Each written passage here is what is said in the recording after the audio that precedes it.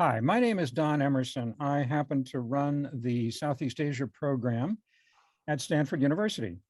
And I would like to welcome all of you, and I say all of you with a capital A for all. There are 100, over 100, 130 some registrants. So I hope that your interest in the program will be satisfied by the quality of the program. That's where we're headed. Okay. Before I introduce our two speakers, I did want to advertise, if I could, an upcoming webinar, which some of you may be interested in. And it will take place a week from today, on Tuesday, the 26th of April. That's here in the United States. The date is here in California. The next day, presumably in much of Asia. And the speaker will be Enze Han, who is a recipient of our annual, every year, we award two fellowships, Lee Kong Chan fellowships. We do this in cooperation with the National University of Singapore. And Enze Han will be speaking as a fellow on the subject of rethinking China's presence in Southeast Asia, influences, unintended consequences, and ripple effects. And you can get more details if you check our website. Okay, now our topic is Myanmar. What is to be done, right? Lenin's famous question, what is to be done? And our speakers are excellently well suited to speak on that topic. Let me begin with Nyantha. He is joining us from Thailand. Nyantha Maw Lin is a Burmese analyst, consultant, entrepreneur with lots of experience in matters of government, public policy, political risk related to Myanmar. He is deeply knowledgeable about his country and about the agony, if I can use that term, it is now undergoing. Scot Marciel is an American diplomat who has held a series of high-level posts in the US government related to Southeast Asia, including as ambassador to Myanmar from 2016 to 2020. He is currently a visiting practitioner scholar at Stanford and the author of a soon-to-be-published book on Southeast Asia based on his experiences there. Now, the plan is this. We will begin with Nyantha, who will speak for 15 minutes, perhaps maybe a little longer or a little less, up to him, followed by Scot, Ambassador Marciel, who will engage Nyantha as he sees fit for another period of time. And then there'll be a little bit of interaction between the two of them, and if necessary or if desirable, I may say one or two words myself, and that should take us to the roughly half hour that I hope to devote for Q&A, depending, of course, on how many questions there are and so forth. So having said that, let me just add one small comment with regard to a sense of structure. Sometimes webinars benefit from a sense of structure, although spontaneity is really an important aspect, a very attractive aspect of the interaction on a webinar. And that is to say that there are perhaps concentric circles here. The narrower, if I can put it that way, circle is what is happening inside Myanmar right now and what has happened. And of course, you know, given our focus on what is to be done, what will happen. The larger concentric circle actually is very large. It includes the rest of the world.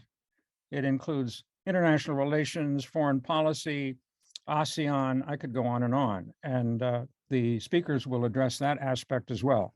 So I want to just keep that in mind. We want to cover both. And perhaps, I don't know, Nyantha, this is up to you. If you want to start with the international, that's fine. But if you'd like to start with the narrower question as to what's actually happening in Myanmar, and above all, your sense of what should be done, I leave that choice to you. Okay, enough from me.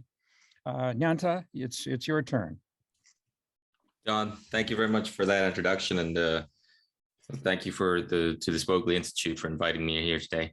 I'm also delighted to be once again speaking together with Scot. I think this will make it at least the third time we've had a chance to share a public forum together. Don, to your question, I think one of the first things to do is just to recognize what is different about this particular movement and this particular moment in Myanmar's history. We're more than a year after the coup, but there is still no sense that the military under its commander-in-chief, Maw Lin, is any closer to, in any sense, consolidating its control over the country and its ability to normalize its attempted rule.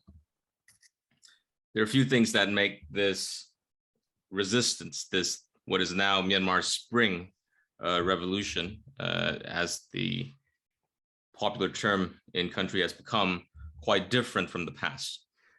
We have to recognize that it's multifaceted, right? I think from the very early days, we've all seen the very diverse and different forms of protests. We've seen the nonviolent street protests. We've seen various kinds of strike campaigns. We've seen the public art.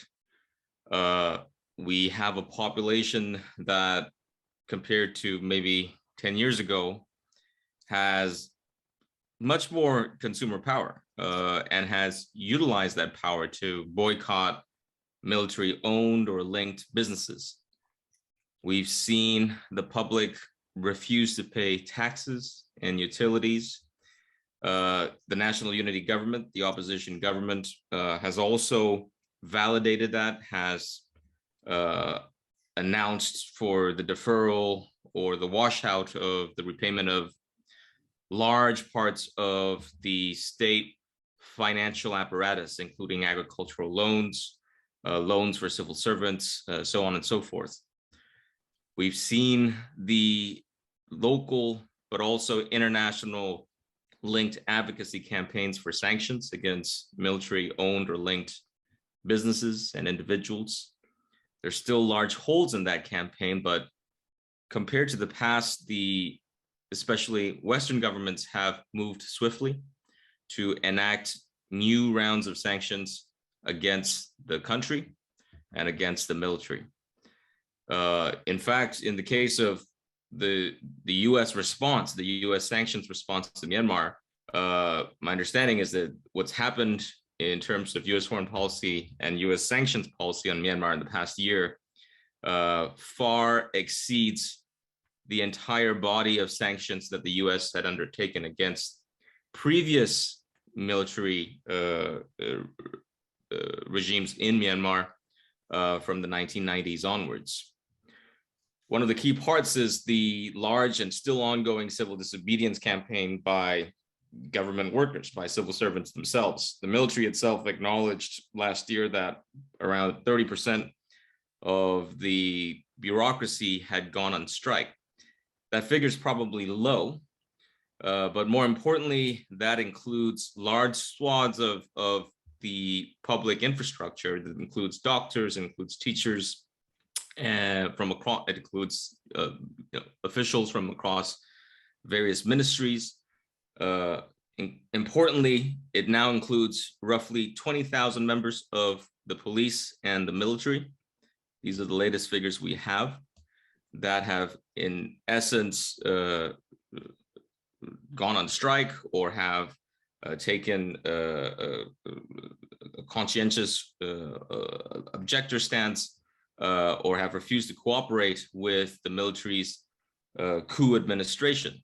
And this has really hampered the ability of the State Administrative Council set up by Maw Lin to, at the moment, govern and again, to normalize this coup. We also have to have an understanding of Myanmar's history. And in that history, we have to see the role of a number of what we have come to call either ethnic armed organizations, ethnic revolutionary organizations. These are a number of non-state actors that for a period of history have held parts of the country under some form of de facto control. These organizations have political capital. They have, in the case of some of the key organizations, they arguably have constituencies. They have political legitimacy within their communities. They have been in a key part of the focus of the past decade before the coup, for successive efforts at bringing about peace, at ceasefire dialogues. But these efforts have gone out the window. And these EAOs, these ethnic armed organizations, as the colloquial term is, have in fact also have been the main point of shelter for what were first the hundreds and then later thousands and then later tens of thousands of the young men and women who since March last year began fleeing the military's crackdown in the cities and towns across the country as the military escalated its violence on protesters early on by about March last year. And these youth who've gone to seek not only shelter in the territories of these EAOs, but have also come back with training, have come back with arms, and now present a new front. This what is called has been called the self-defensive campaign by these People's Defense Forces, these self-organized groups of actors, some working with the national unity government, others still in slightly more decentralized networks that have decided that armed struggle is the only choice when it comes to dealing with the military. So with this array of different forms of resistance against the military, there's really not too many things that are going to change the current dynamic. I think that's the reality on the ground. We're looking at what most likely will be a protracted, but also building civil war in the country. That's the reality of what we're facing right now. The cost of this is high. We've seen over 1,800 lives lost to the regime over the past year. We've seen that figure will likely be higher. The 1,800 are the documented figures, but we've also seen the military take on aerial bombing campaigns against villages. We've seen the sort of concerted efforts to flush out any areas of support in rural Myanmar. We've seen over 10,000 people who are still under detention. We've seen the economy in a spiral. We've seen the collapse of public services. And unless there is really two potential catalysts, on one part, the possibility that within the military, there's a shift in its own calculus there, which would necessitate a leadership change. We can come into that. It's tough. The only other possibility being that array of opposition actors are able to come together, utilize a number of emerging multilateral platforms, including the National Unity Consultative Council, including more practical platforms for communication and cooperation to raise funds by actors such as the NUG and some of the EAOs, some of the subnational consultative councils that are developing, some of the local grassroots organizations. There are ad hoc platforms to deliver humanitarian aid, which also serve to facilitate, I think, unprecedented forms of cooperation, not just in terms of a resistance against the military, but now increasingly in parts of the country to, in essence, establish areas of territorial control.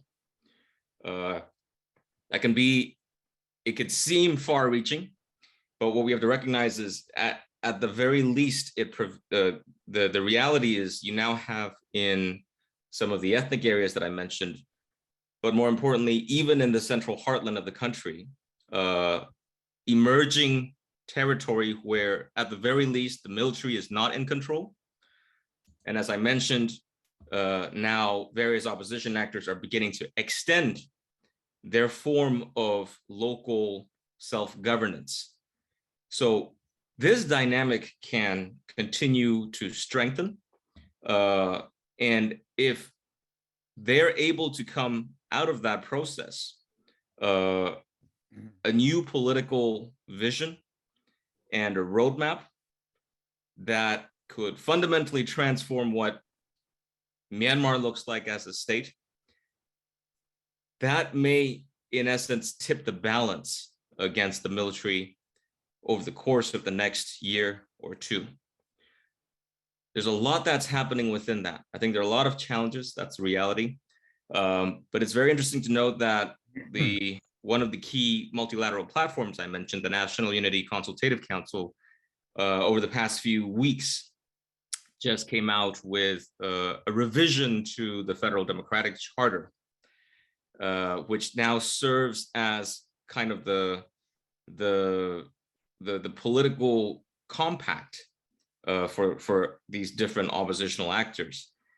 And the language around the document is very interesting. There is language that, of course, focuses the common roots of Myanmar's problems, not just because of the coup, but even preceding the coup, on successive military interventions in the country's politics, but also recognizes that there has been a suppression of the aspirations for self-determination by different communities. And this is quite radical language. And depending on how that language and how these discussions evolve over the coming months, may point to a very new political dynamic in the country. I'm going to stop here and maybe I'll let Scott respond as well. Thank you very much. That's an excellent beginning. Scott? Thanks, Don. Thanks, Nyantha. That's great. That is a really great introduction, I think, and discussion of the problem. I wasn't aware of that latest NUCC shift, and I agree with you. That's really substantial. A couple of thoughts. One, I think, at least in the United States, many of us have been focused, and the media has been focused in recent weeks, of course, naturally enough, on Russia's invasion of Ukraine and the utterly horrific pictures and videos of, bombing and shelling and indiscriminate murder by Russian forces of Ukrainians. And that's a reality, and I don't want to take away from that at all. But unfortunately, that has meant less attention to another horrific military campaign, that one in Myanmar, by the Myanmar military against its own people. It's waging war on its own people with, using of bomber planes, jet bombers, artillery, burning of towns and villages, indiscriminate violence, killing, torture, mass imprisonment, as Nyantha meant. It's a horrific situation from a humanitarian and human point of view. And sometimes, unfortunately, doesn't get enough attention, at least in the United States and perhaps in the West. I think it's really important, what Nyantha was talking about, the significant change that's underway, maybe under the surface in Myanmar. And my own take is that much of the international community has struggled, really from the beginning, since the coup, to understand fundamentally what's going on. You hear people talking about civil war. You hear people, including diplomats from many countries, including, I think, very well-intentioned people from the ASEAN community and others, talking about the need for ceasefire and dialogue. And again, it's not that there is an easy diplomatic solution that they're missing, but I think some of what's happening is that diplomats are turning to the traditional tools of diplomacy, conventional diplomatic thinking, and it doesn't really apply in the case of Myanmar, in my view. And here's what I mean. Of course, who can argue with a ceasefire and dialogue and peaceful negotiations to get out of a crisis? But the reality is, in Myanmar now, there is no option. There is no realistic scenario at this point of dialogue leading to some kind of compromise deal. And here's why. As long as the military is in power in Myanmar, Myanmar is not going to enjoy peace or stability. It needs to be out of power. And I think, as Nyantha said, the one thing that unites what's otherwise a rather fractious country is the strong belief that the military has to be out of power. People in Myanmar have suffered for far too long at its hands. And my sense is, obviously, I'm not a Myanmar person, but from talking to a lot of people, there's no interest really on the part of those who are resisting the coup in some kind of compromise deal that would allow the military to maintain substantial political power. There's zero interest. And of course, sadly, there's no interest so far on the military in negotiating any kind of deal. And that, of course, begs the question also, who would the dialogue be with? I think the implication of these diplomatic statements calling for dialogue is it would be the military with the, sort of elected leaders from November 2020. Far be it from me as a foreigner to say who should be in the dialogue, if there ever is one. But I think one of the things that a lot of us outside don't appreciate is how much things have changed. And Nyantha, I'd love in a few minutes to ask you to talk more about this, but what's happened is a spontaneous revolt, and now people are using the term revolution. It's not directed from above, from a few national leaders, with all due respect to them. It's really localized, it's almost spontaneous, it's largely leaderless, but it's throughout the country, it's local communities organizing themselves, whether through civil disobedience campaigns, protests, or in some cases, taking up arms against the military and demanding dramatic change. And what's also happening, as Nyantha just alluded to, is some really new thinking, and particularly about the relationship between the majority Bama community, which has tended to dominate politics in Myanmar, and ethnic minority communities, which by and large have felt treated almost as second-class citizens and have been pushing and in some cases fighting for more say in their own future. And you're starting to see more and more people, this younger, quote, radical generation saying, yeah, maybe they have a point. It's time to move toward a different system.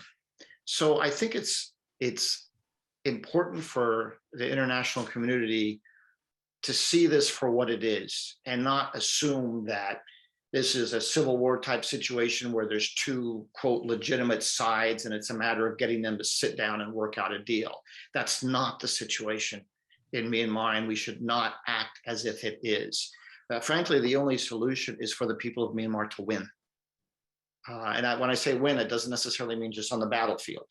That means pressure on the military to the point that the military looks for a way out. And at that point, I think perhaps you might have an environment in which it could be helpful to have talks. But again, as a foreigner, I want to be careful about saying too much about what should happen. The other point I would make, and Nyantha touched on, is the very important role of the ethnic armed groups, which, as you know, in many cases have been struggling against the Myanmar military for decades.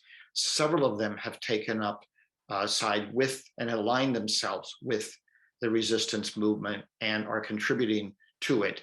But there remains a lot of work to do to build the trust, which has been lacking for decades, between the Bama, and I would say a Bama-dominated NLD, although the NLD certainly has non-Bama people, and these ethnic minority groups. I know important people are working on this. It's not something that can be done overnight, but I do think that's hugely important to bring about even more unity in this movement that's resisting the coup and the military. And then if I could, if I can go back to Nyantha and ask you maybe to talk a little bit, one of the things that struck me the most about what's happening is, for lack of a better term, the rise of the younger generation that has really seized this, I call it a moment, but it's really more than a year now. And I wonder if you could talk a little bit more about that and its implications. those are all really good points, Scott. Just to go from that very last part you're talking about in terms of a new generation, and that ties to this multifaceted opposition to the coup, right? My point being, it's a younger generation. I think there's access to all kinds of technologies and resources, consumer power. I mean, these are things that arguably did not even exist back in past periods of social upheaval in Myanmar, like in 1988, in 96, and periods even before that. And the instruments or the tools that this opposition, this resistance, this revolution is utilizing is built on the very infrastructure that the military also needs in order to govern. And the military is kind of stuck in a quandary. There are three examples, right? First is around the internet.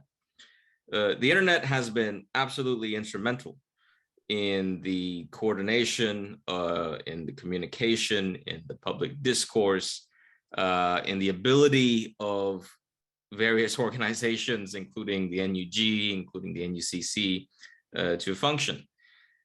In March last year, the military began a campaign of trying to both do blanket shutdowns and then now pockets, sort of targeted shutdowns of access to telecommunications and access to the internet. It's difficult. It's difficult because that is taking a very tactical approach to trying to quash an essential platform or tool of the resistance. But the military also needs that in terms of its desire to keep a hold of the economy, to keep its control over the banking system.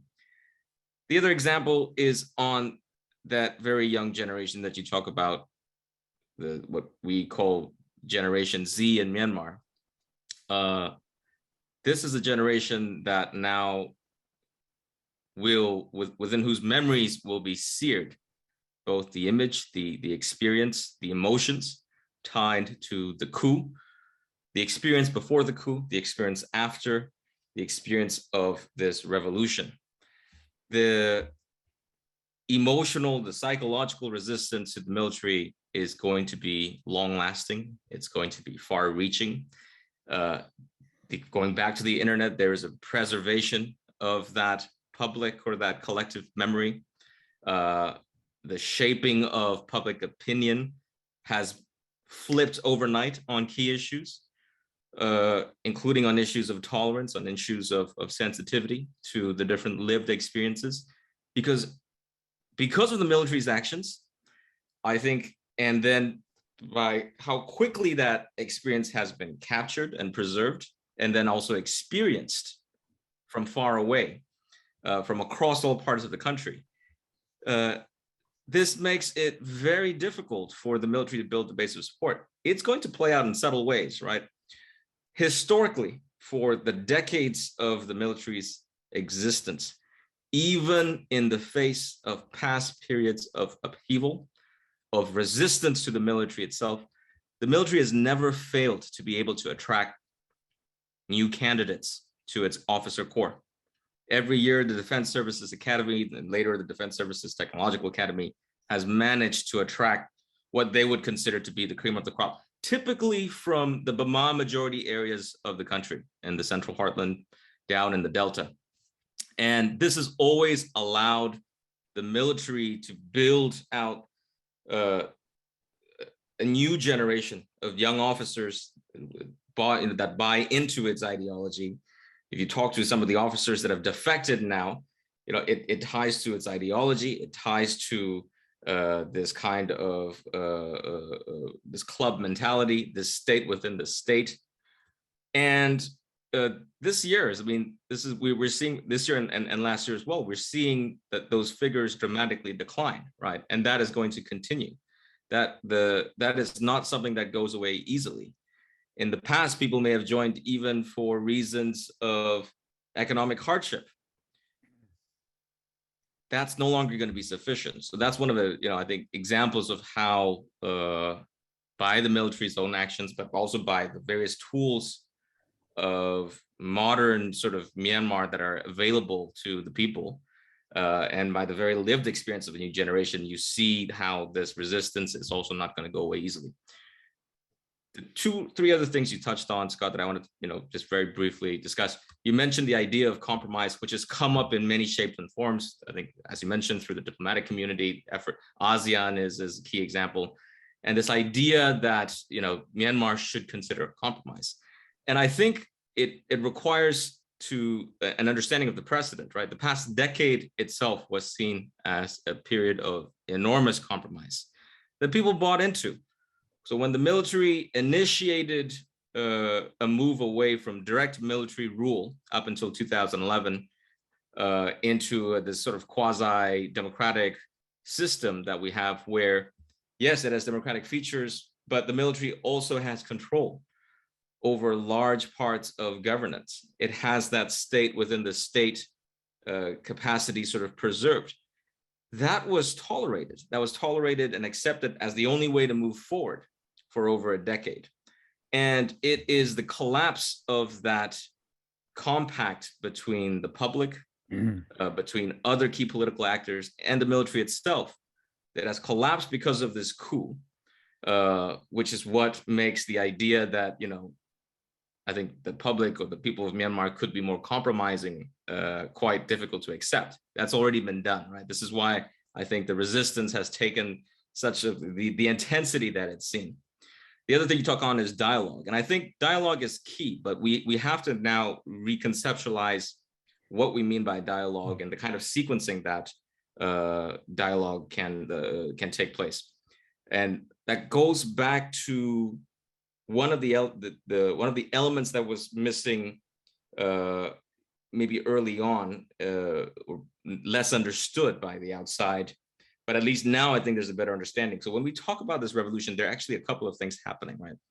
There is the top level sort of visible component, which is a resistance to the coup, and tied to that a resistance to the role of the military, to the role of the military in the country's politics, the role of the military in the country's economy. And I think that's the visible sort of immediate part. But what the coup and then this revolution has unlocked, I think, are some deeper aspirations. And that is, to the point of dialogue, that is really about addressing the historic legacies of the country that have followed since independence, where for many communities, and we talk about identity as an important frame of reference for Myanmar's politics, where there are communities that have political leaders and have actors with constituents who believe they have been denied at least what was promised in the lead up to independence, which was that they would have the right to self-determination within a union, perhaps, but at least that they would have that ability to decide for themselves the fate of their people, their communities, and that has been denied successively, not just because of the military, but I think, but also because of successive majority Burma, majority Buddhist dominated politics in Myanmar. So that's a deeper level of the revolution that's taking place that needs to be acknowledged. And I think that's where, when we talk about dialogue, let's not forget that, right? And I think that is happening. That can be certainly supported, that can be certainly facilitated. It is ongoing. It's happening in very formalized structures like the National Unity Consultative Council, but it's also happening in much more grounded ways. There are really interesting stories that come out. There are people, for example, have put posts, on social media has been another driving medium for a lot of this public discourse. People who are from the Kachin minority, who are in the Kachin Independence Army, who have always been in an ongoing revolution against the military and against the center, against this Burma-dominated politics and economy of the country, who are saying, what moves them are small things. When they see Burma communities donate to Kachin communities over this period, right? Nyantha, I'm sorry to interrupt. Could you explain Burma, what that means? There may be some who aren't aware of that. That's a really good question. So Bama would be the sort of the majority ethnic group in the country, comprising maybe around 55–60% of the country's population. And you have in Burma, you have then a number of recognized minority groups as well. Mm-hmm. Mm-hmm. And some of these groups, in their conception of their own political history, there's a really interesting piece, I think that's worth following. I think that explains how identity gets conceptualized and then how political, the politics pre-colonization existed. And I think that's for many of the political leadership in these communities, in these ethnic minority communities, in these EAOs, but also in the ethnic political parties, right? There are different expressions of ethnic political capital. They draw reference on that history, and then they draw reference on the denial of that, of those aspirations as had been promised in their view, in the lead up to independence, but it has since been denied. So this ongoing lived experience, right? This new kind of touch and new kind of interactions. It happens at the level of, sort of organizational, again, communication, cooperation, coordination. We see this as whether it's the NUG with some of the EAOs and ethnic health organizations cooperating on practical matters of humanitarian aid distribution, service delivery. These are things. These are ongoing experiences across different levels that did not happen before. Right. And I think this, creates this new dynamic. Yeah, thank you for that. I really appreciate that. I think if I could perhaps try to shift the conversation a little bit at this point, and I'd be glad to entertain any responses that either of you might have to the question of what should be done and what should not be done. Now, let me just introduce this by saying one answer is nothing. I'm not recommending that, needless to say, but from an outside perspective, I mean, the United States is already the bandwidth, the foreign policy bandwidth here in the United States is pretty much occupied with what's going on in Ukraine. And if somebody were to come up and say, we really ought to help the opposition in Myanmar overthrow the government, I think the response would include, it wouldn't be only this. Some people would say, no, we're already stretched, right? So I'm not advocating that, but I'm saying that as outsiders look at the situation in Myanmar and try to decide what, if anything, they can do, that is one option that is on the table as far as many of them are concerned, as to say to do nothing at all. There is a difference also, of course, between invasion on the one hand and repression on the other. They're not the same. So I'm not bringing Myanmar down to the category of a sort of an Asian Ukraine. That would be absurd. That would be absolutely absurd. So what might possibly be done? Well, recognize the NUG, the National University Government, in the National Unity Government. That would be a no-brainer, it seems to me, diplomatically, because right now, as far as I know, correct me if I'm wrong, it has not been recognized by other countries, to give it some kind of diplomatic status. What about locating outside of Myanmar, perhaps in Thailand, where you are, right? Some kind of a structured opposition. Maybe that would include the headquarters, if you will, of the National Unity Government, although Thailand might not want that, which is, of course, a problem. So it might have to be farther away, which is, of course, a difficulty. And maybe it shouldn't have any geographic expression at all, because after all, this is the 21st century. Everything is done online, right? But in other words, to sort of solidify some focus of the opposition beyond the notion, which I really appreciate, that the younger generation is really into this in a big way, and there's kind of a paradigm shift on the part of that younger generation. We should therefore be, I think the inference is from what you've said, optimistic in the long run, because there's a real spirit that we need to support, a spirit of revolution. That's all very good, but forgive me for saying this, to some extent, does it possibly sound a little bit romantic? And if so, what are the more practical things that might possibly be done? In addition to trying to strengthen opposition to the junta, what about the notion of trying to limit support for the junta from outside? of Myanmar? What is China's policy at the moment? Are they, as they used to be, actively involved with the Wa ethnic group in the north, which is presumably not necessarily something that the junta would like? Or are they neutral, or are they supporting the junta, right? I mean, the same kinds of questions, I suppose, that are asked for China with regard to Russia at the moment, vis-a-vis Ukraine. So I could go on, but I won't, because the two of you are the experts. But I am asking for, if possible, specific recommendations of things that could be done from either one of you. Scott, you want to start? Sure. I I will note, and Don already knows this, but for another 11 days, I am an employee of the U.S. government, and so after that, I might say something slightly different. But for now, I'm a little bit constrained in terms of what the U.S. should do. So forgive me for that. What I would say is, some of this goes back to the analysis. Foreign governments, in my view, some foreign governments, many foreign governments, I think, are incorrectly analyzing what's going on. And it's not easy to understand, so I have some sympathy for that. But nonetheless, as I said, treating this like some kind of classic civil conflict between two opposing forces of society, when it's really not.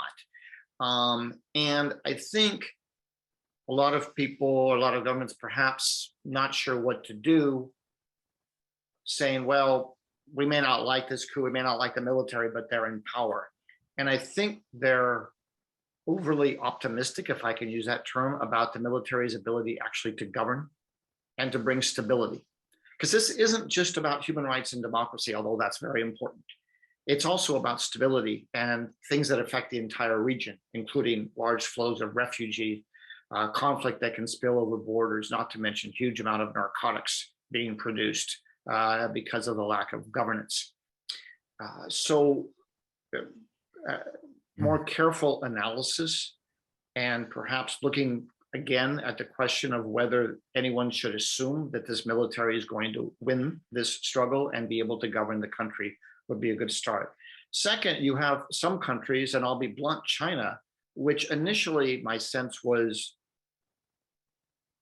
not thrilled with the coup and sort of went along with it, and now seem to be jumping more fully in behind the junta, which is very unfortunate. And I certainly don't want to speak for the Chinese. I can't speak for the Chinese government. I think it's a big mistake. Russia, which is just shamelessly exploiting the situation to sell weapons and to just create more turmoil in the world. Obviously, our efforts to influence Russia are focused mostly elsewhere right now, but it's a reality. And I think other countries like India, unfortunately, have not been very helpful. They've, for geopolitical reasons, presumably, been willing to at least go along with the junta. So I think there's an important work to do to try. I'm not sure we're going to convince, I don't think we're going to be able to convince China or Russia to change its position, but I hope some of the other governments in the region will look a little bit more closely at where this is going and perhaps rethink their approach. And then the other thing I would say is the key is to maximize pressure on the military in all forms. Most of that pressure is going to come from Myanmar people, whether it's boycotts, civil disobedience, protests, what have you. But the international community can contribute, first, by not doing anything to confer legitimacy. Second, by squeezing the junta financially as much as possible. Because otherwise, this is likely to go on for a long time with a lot of suffering and continuing instability that isn't in anyone's interests.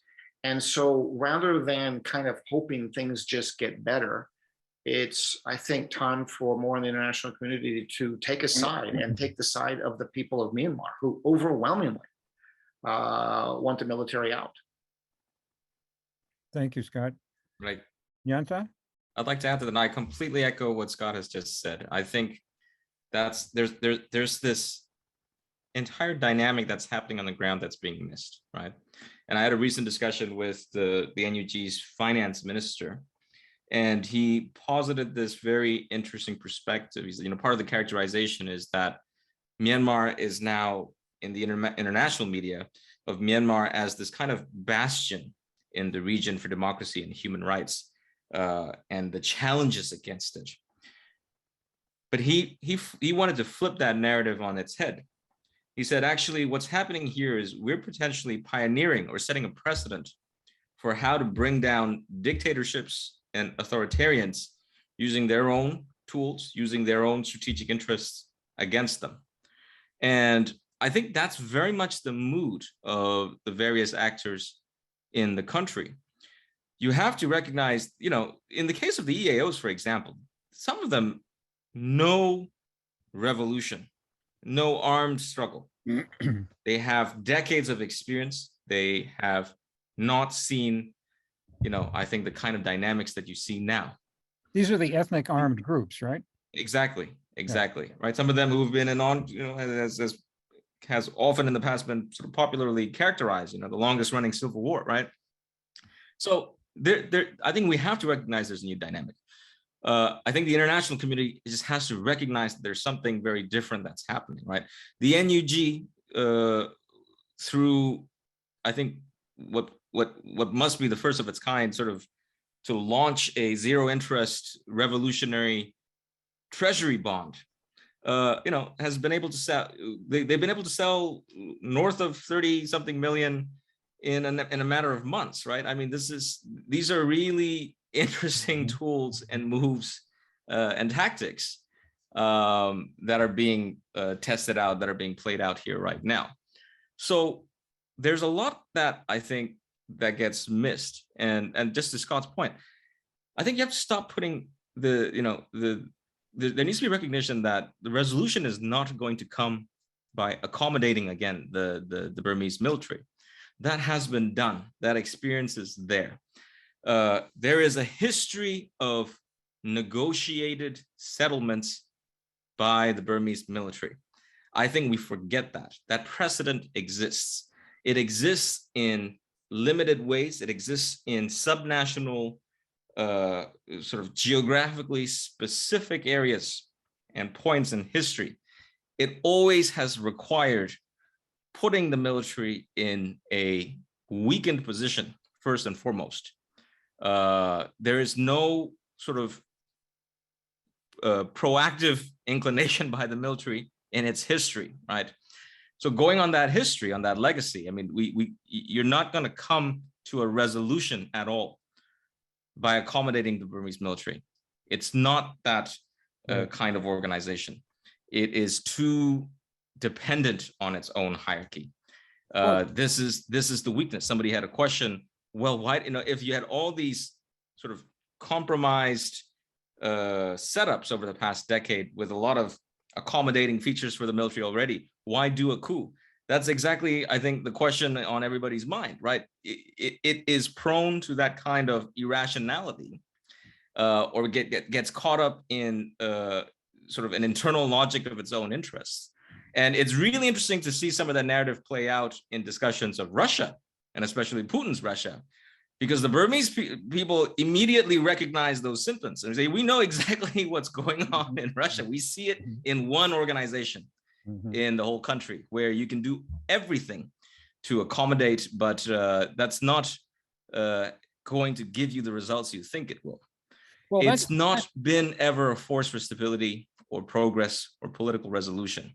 That's something. And that has to be recognized. Yeah. Yeah, I'm sorry to interrupt, but that's something presumably I think you're saying that should not be done, right? Don't compromise with the military. Okay, fine.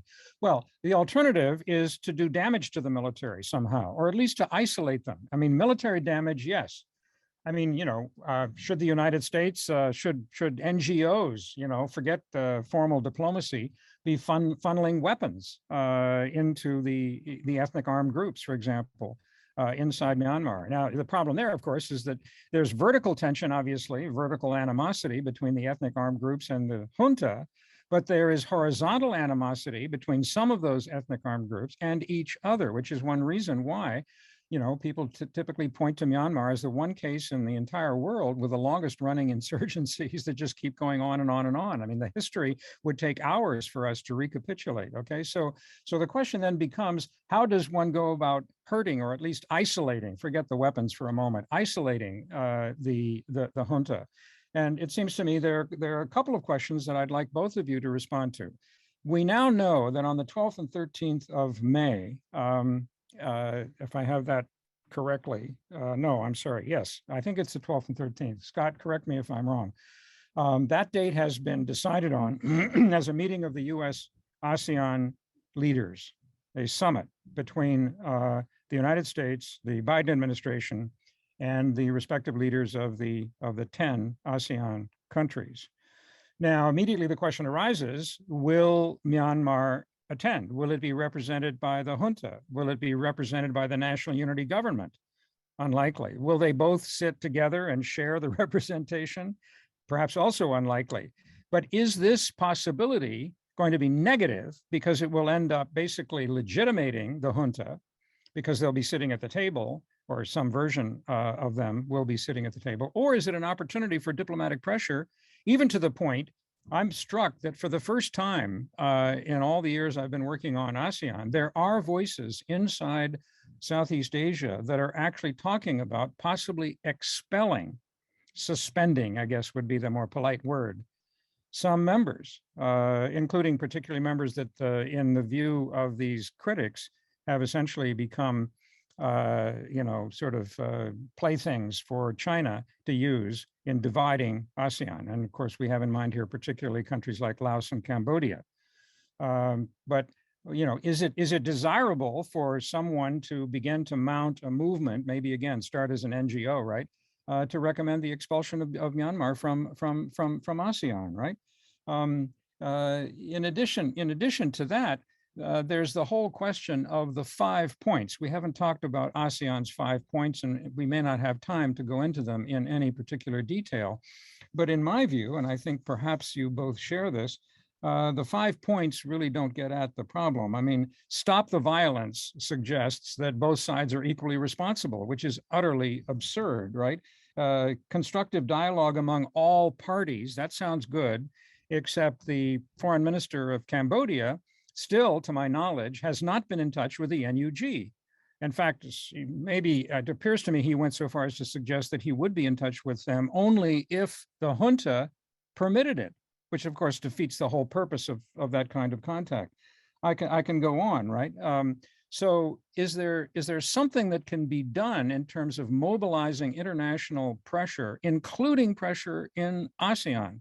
Last question. Indonesia will become the chair of ASEAN next year. And Indonesia has stood out in the diplomacy so far, together with Myanmar, by taking the position that indeed the envoy from ASEAN should be able to talk to opposition organizations, no question about it. So if you compare the responses of the other countries in ASEAN, Indonesia stands out for what we would argue a relatively, pro-democracy point of view, anti-junta point of view. Is it possible to encourage this further and to look forward to Indonesia, when they become chair of ASEAN, actually adopting policies or encouraging the adoption of policies that would further isolate Myanmar? I wonder if either one of you could comment. There's a lot there, Don. A few thoughts I'll start with.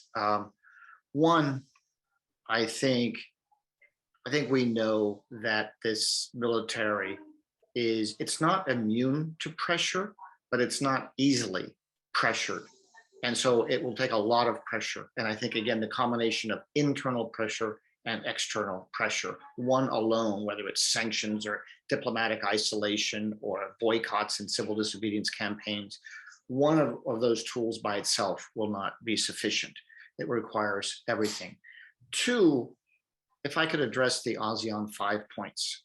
And I think a lot of the world didn't know what to do vis-a-vis Myanmar.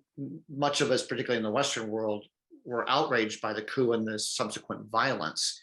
But again, there wasn't an easy, obvious diplomatic answer. So when ASEAN took the lead, I think a lot of countries were happy to see that and to support that. And I give ASEAN credit for the leaders getting together back in April of 2021 and trying to come up with some points. The trouble is that, again, they kind of turn to the standard diplomatic toolbox. And as a longtime diplomat, I'm very familiar with this. Call for an end to violence and dialogue. Who can argue with that? But again, it doesn't really get at the problem in Myanmar. It's divorced from the reality of the situation in Myanmar. But now you have much of the world kind of echoing those and saying, calling on the regime to implement those 5 points. Again, with all due respect to ASEAN and others, that's not really very helpful because it's not a real scenario. It's not a real path forward. And so the first thing that perhaps government should do is stop calling for that. That doesn't mean ASEAN's effort is in vain or ASEAN should stop trying, don't get me wrong. But we're simply at a point now of super copying the message, and it's not very productive. So I think there's a need for more creativity, more innovation to look for ways to apply more pressure, whether it's pursuing international justice, although that's a very slow moving process, just the fact of it moving ahead is helpful. Going out of the way to make sure that the junta is not invited to things. I know the UN's been very outspoken, but yet UN entities have invited junta representatives to meetings, which is frankly hard to understand. I think it's really important that there be consistency. I don't know what the arrangements are for President Biden's hosting of the ASEAN leaders, so I can't comment on that. I would say, though, as you know, that in previous ASEAN leaders meeting, the most recent ones, the ASEAN representatives have taken a pretty big step and not invited General Min Aung Hlaing or any other senior figures from the junta. So I would hope and even expect that that would be the situation vis-a-vis the meeting in Washington, but I'm not sure. I think, again, this is a really hard one diplomatically. There's not a lot to do. And so the default mode that I've done myself is to just keep repeating, if you will, platitudes.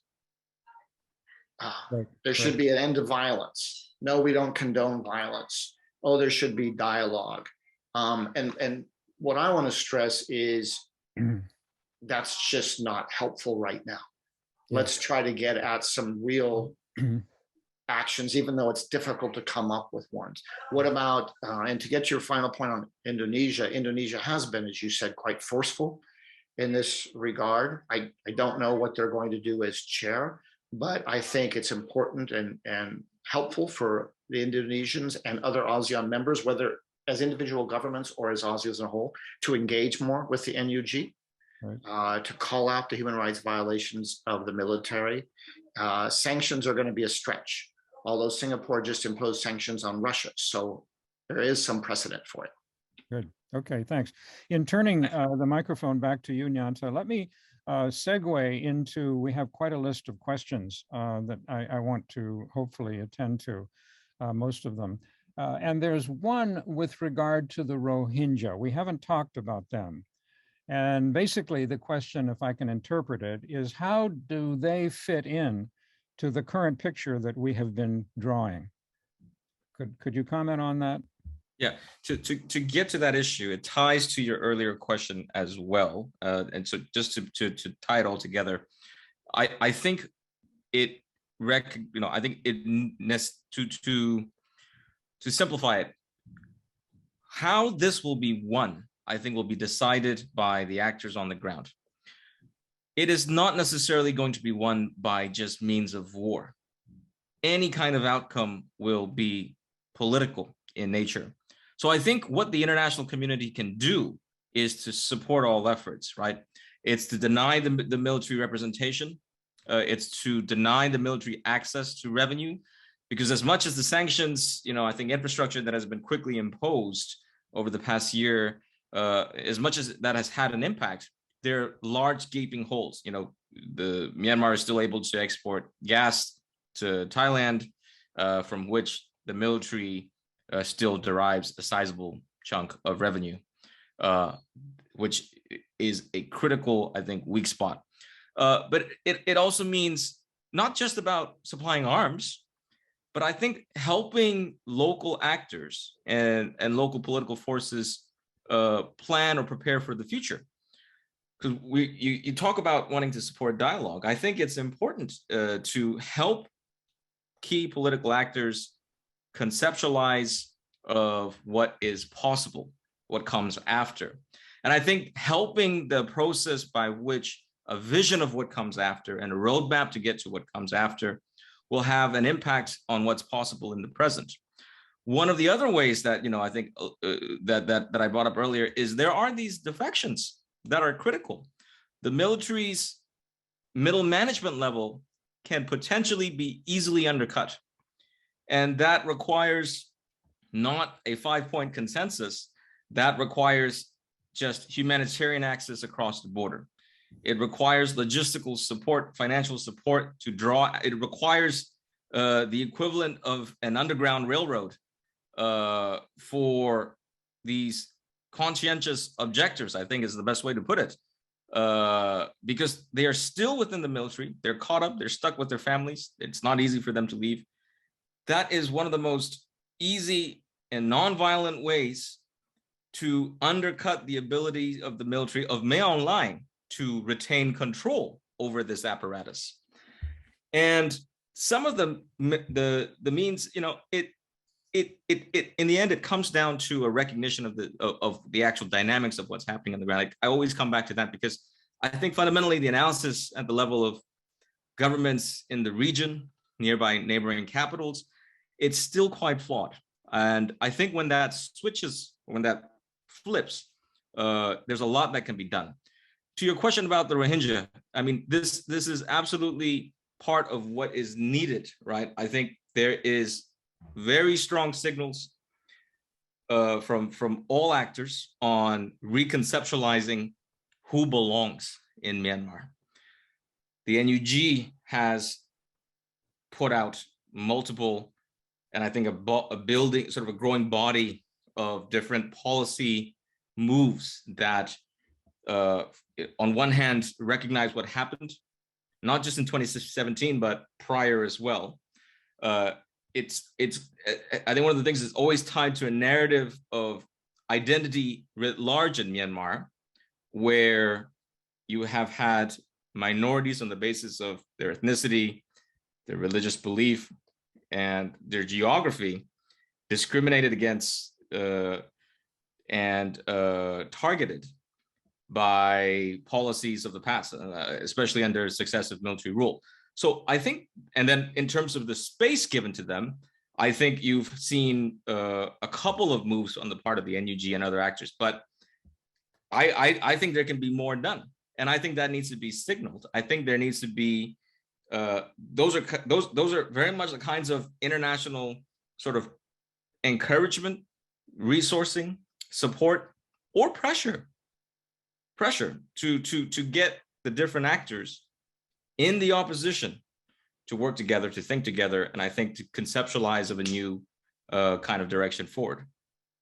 Yeah, fair enough. Fair enough. No, I think those are all good points. And I do appreciate your long run view. That is to say, in addition to trying to, oppose and if possible, remove the junta from power, a short run, but maybe not so short run objective, the long-term vision for the future, the issue of federalism has been a very difficult question that has been dealt with for decades and not really resolved in Myanmar. And there are people like yourself and others, it seems to me, who could move forward towards some kind of vision in that regard. Okay, now for the questions. There are lots of questions. Let me start with one, and I'm going to interpret it a little bit with apologies to the person who asked it, who is, I think, with Isis Yusuf Ishak in Singapore, and that is, what can be done to get the key trading partners of Myanmar to exert economic pressure on the regime? And what would those partners be, and what are the prospects that they would respond to a suggestion of this sort? Either one of you. I'll take a first crack at it. I think it's going to be very difficult. We've tried this before, back before 2010, with limited success. I think, for example, China is the largest trading partner, is clearly not going to be unduly influenced by the US or others on this. I think with ASEAN member nations, Thailand and others, I think the key is, I don't think it's about pressuring them so much as hoping and encouraging them to think about the likely long-term instability in Myanmar if the military stays in pseudo power as it is right now. I'm not sure that you're going to get any of them to impose sanctions per se, but there may be some willingness to impose some financial costs, make life more difficult for them. I think it's mostly a matter of better analysis and better understanding of the situation. But I think, again, to be very honest, it's going to be extremely difficult. You have seen, I would say, some Japanese companies have pulled out of Myanmar, whether that's on moral grounds or commercial grounds or a combination of the two, I can't say. But, the junta is destroying the business environment there, first by the coup and second by its absurd policy since the coup. So they're actually probably doing more to hurt the economy than the sanctions. I'm not happy to see the economy hurt because it's hurting a lot of people, but it is adding to the pressure on the military. Nyantha, I don't know if you have more ideas on that. That last point exactly was what I was going to say. I think the governments, and then of course the industrial sort of, I think complex of these countries, these commercial complexes of these countries and their involvement in Myanmar will themselves be pressured by the actions of the regime.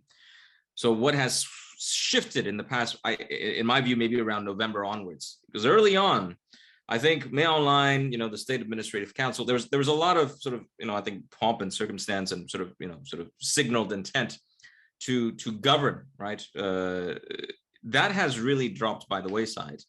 And all subsequent actions since have really utilized the different sort of levers and, administrative tools of government in an administration in the control of the military in order to conduct a military operation, less so a governance operation.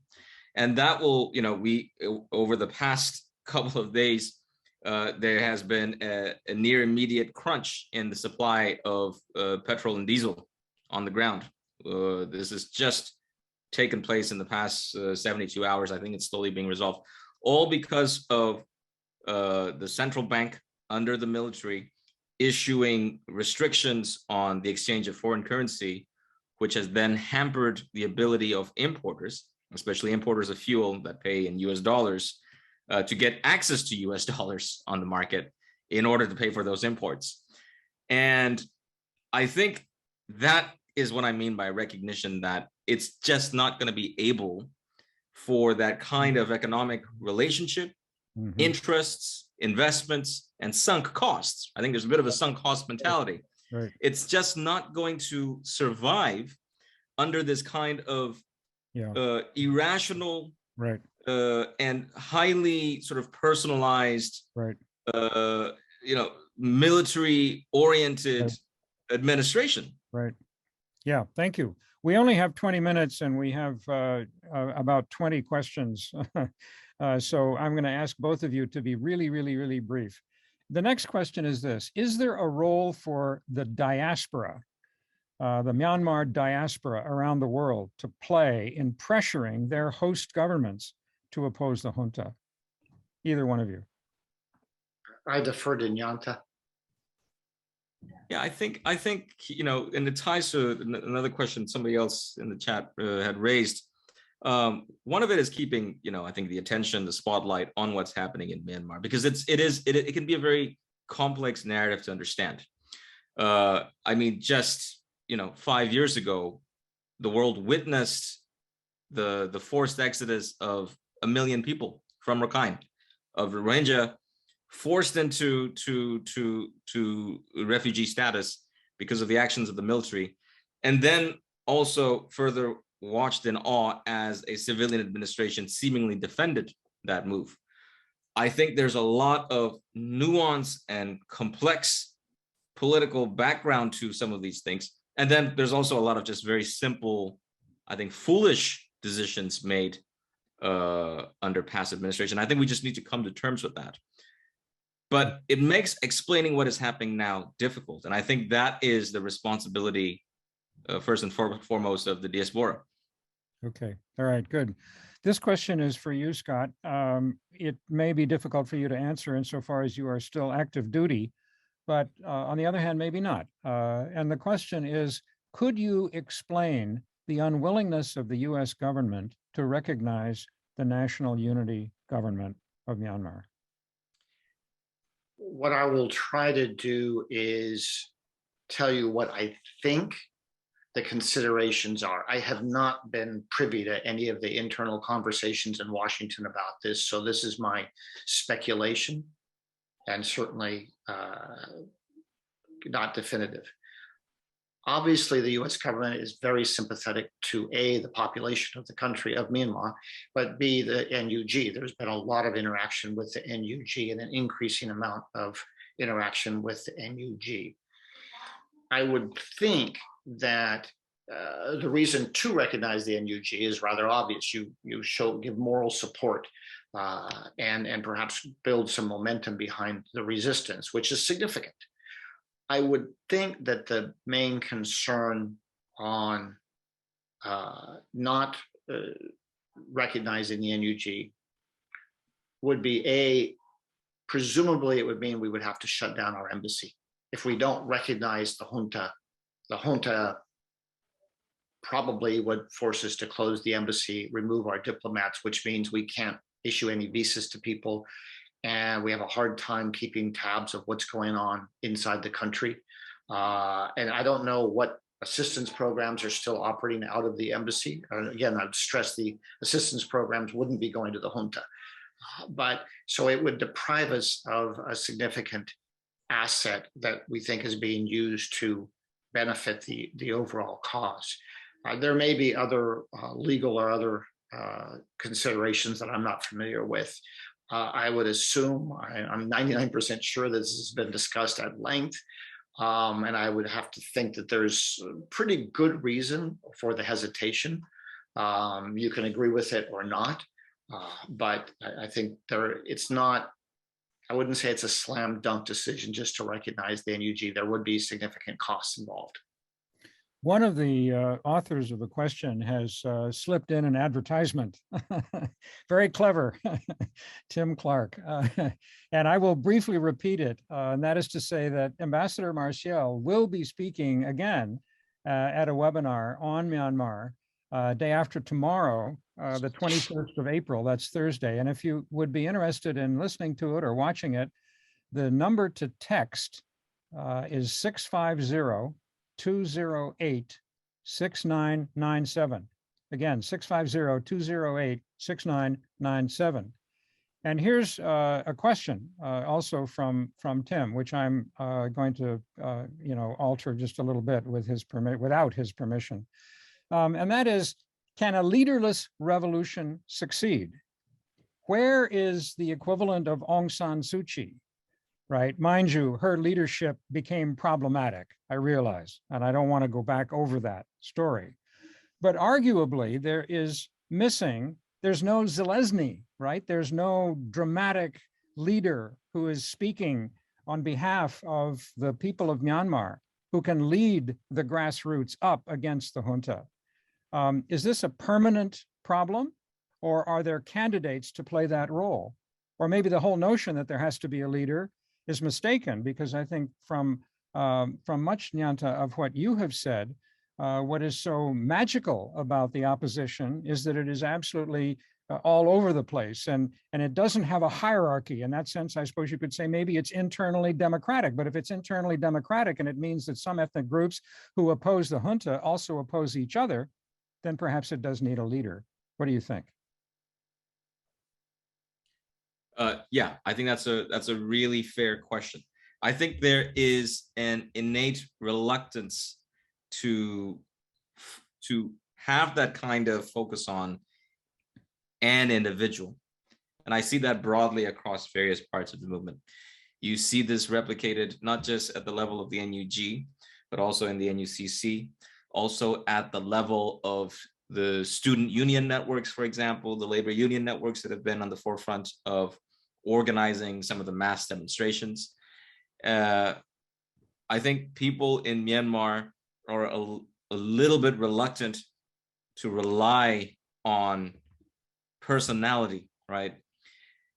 It may make the journey a little bit more complex, take a little bit more time, but we're trying to make up for the complete, not just the absence, but the destruction of institutions over successive periods of Burmese history.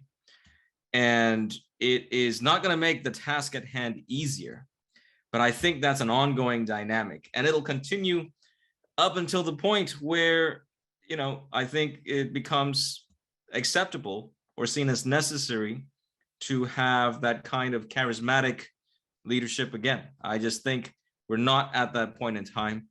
Things are still moving as is. I'll just say that. Another question, is there a role being played in this drama by narcotics? Think of the Golden Triangle. I might start on that one.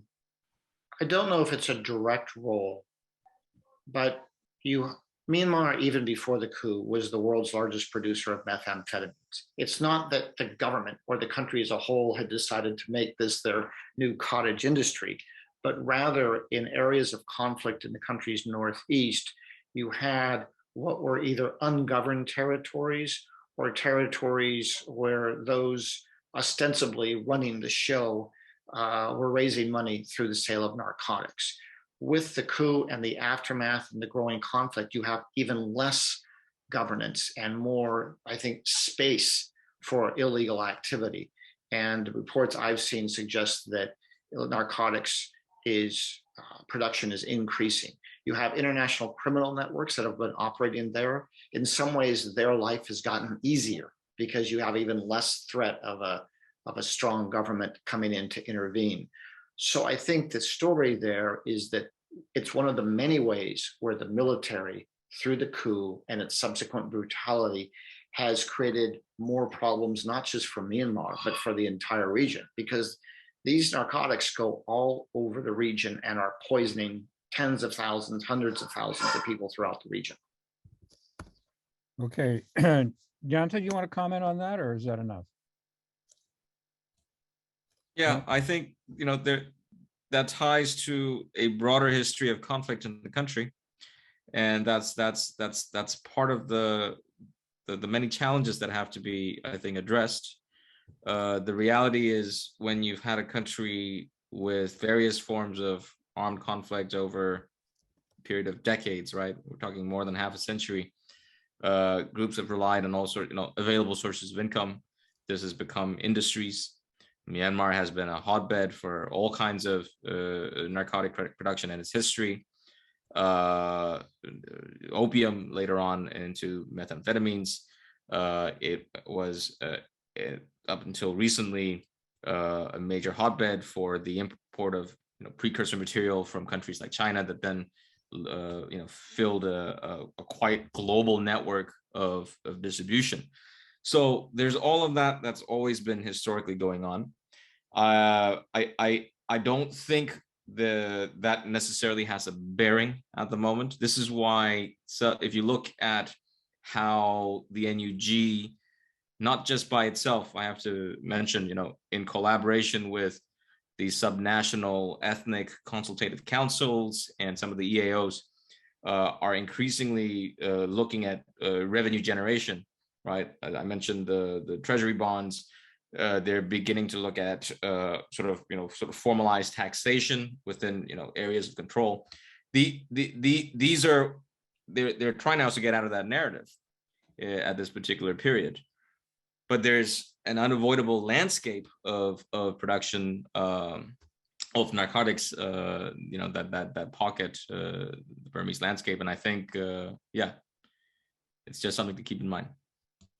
One of the attendees wants to know whether you think there is a moral obligation on the part of democratic countries and governments.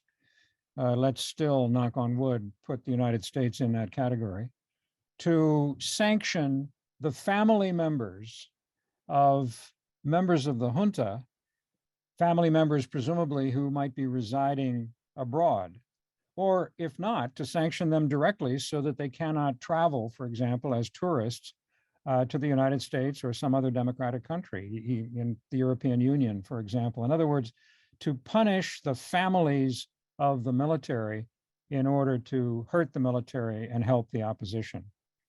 Either one of you? I don't know if it's a moral obligation. I guess you could have a long philosophical conversation about that. But I think on the one hand, I think there's normal practice, at least in the United States, would be to try to avoid punishing family members for the sins of their own family members.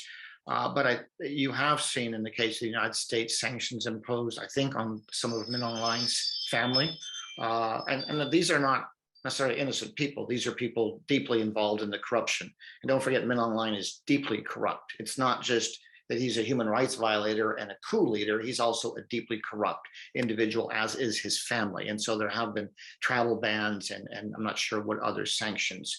I think I would put it in the category of what actions will put the most pressure on the military within reason. And I think Nyantha might speak to the fact that there's also quite a bit of social punishment, if you will, inside the country, but I'll leave that to him to discuss. Yeah, please. I think, Scott, what you touched on, we can think what it comes down for me is exactly that point. I have personal reservations, exactly in the language you said, sort of punishing children for the sins of their forebears. But at the same time, sometimes there are rational reasons, and the reasons being family members to this day may act as proxies for the flow of funds out of the country, for the preservation of wealth, for their own sort of extraction, right, at the level of military officers and their family members. And that can be documented. And I think that creates a rational policy case for going after these channels. There is a broader social movement, as Scott touched on, which I think is one facet, and it's interesting to see, rather than the sort of kind of social shaming that's going on in the domestic context, where early on people were trying to identify family members or linked businesses and support, and sort of pro-military supporters, and to publicly shame them, right? And what I find interesting, rather than that, is the meta discourse that has also followed at the level of the Burmese public on, the ethics of those tactics, on what's the best way to go. So I think there's a lot of progress in that sense, as people identify what they're comfortable with in terms of different social movement instruments. Good. And this question, if I could, Scott, do you want to respond to that, or should we go ahead? Okay. The next question, which I think is going to be the last one, let me simply read this. This is from a fellow Burmese. You mentioned about things that get missed in the coverage of resistance in Myanmar. For us Burmese advocates, that has been a point of frustration in the past year, and personally. I think it has to do, I think it has to do with existing power dynamics in knowledge production. Analysts parachute with their opinions while being unwilling to listen to calls on the ground. How do we then bring more focus to local voices? Nyantha, what do you think?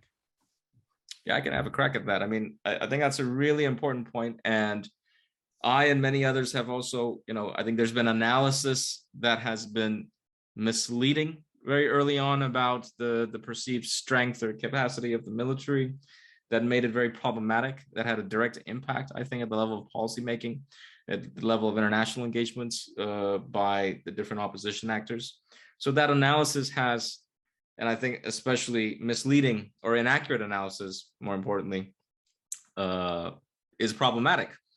And I think then the way you overcome that is to create. This has always been the challenge, right? Even myself, it's a privilege to be able to engage with an international audience. It's a question of access to language first and foremost. It's an access to the fora, and I think that's a longer term need where could be the response. It could be the support of educational institutions. It could be the creation of safe havens.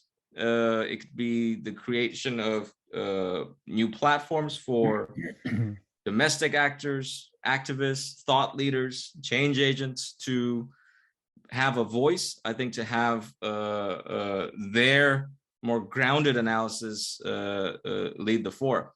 But that, I think, that's a collective exercise in my view. I see progress in that front, and I think progress in the end. The quality, the accuracy, the objectivity, and the relevance of analysis and thought leadership gets defined by its relevance or accuracy to what's actually happening on the ground.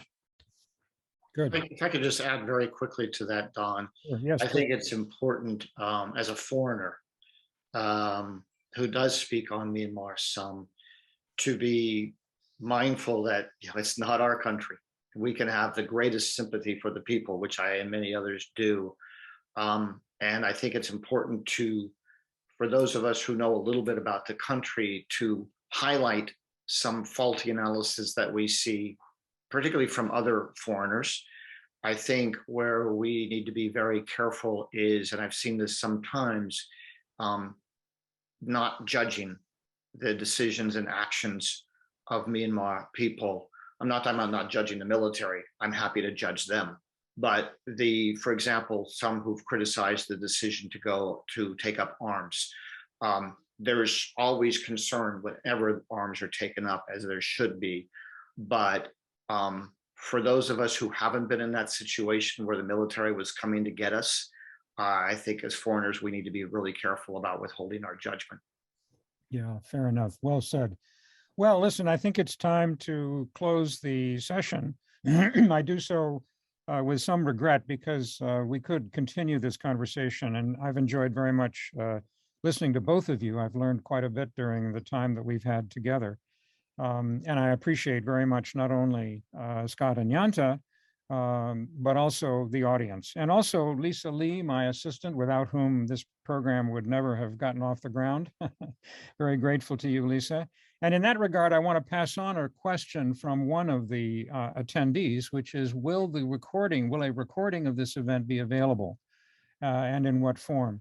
And I'll pass that to Lisa. Maybe if you are interested in obtaining such a recording, you could wait a few days and then contact her, Lisa Lee, Lee, and her email address should be available online, or you could contact me for that matter, just my last name, stanford.edu. Yeah, oh, wait a minute, Lisa's already responded. It will be available on YouTube in 2 days. Way to go, Lisa. Okay, there's the answer to your question. Thank you very much. And thank you all. That's the main thing. Thank you, thank you. Wait a minute, Scot has his finger up. He wants to say something. Forgive me, I don't want to extend this too long, but I feel the need to make one caveat to some of my earlier comments, talking about the need for the people of Myanmar to win and for the military to be pushed out of power. I want to make it very clear, in case it wasn't, I don't think this is going to be easy at all. This is going to be extremely difficult if it happens at all. It may not succeed. The reason I highlight this, though, is because I do think it's the only positive way out. Again, I just wanted to emphasize, I'm not suggesting that this is in any way going to be easy or without a lot of pain and suffering. Fair enough, Scot. Thank you for that. I think we all agree, probably. I'm sure we do, at least the three of us. Thank you so much. Okay, that's it. I wish you all the best, and let's hope that things improve as soon as possible in Myanmar. It's a dramatic and disastrous and upsetting situation, and I'm glad we've had a chance to talk about it, and especially to look at the question of, Lenin's question, what is to be done? Because there are things that do need to be done. Thank you again. All the best to everyone.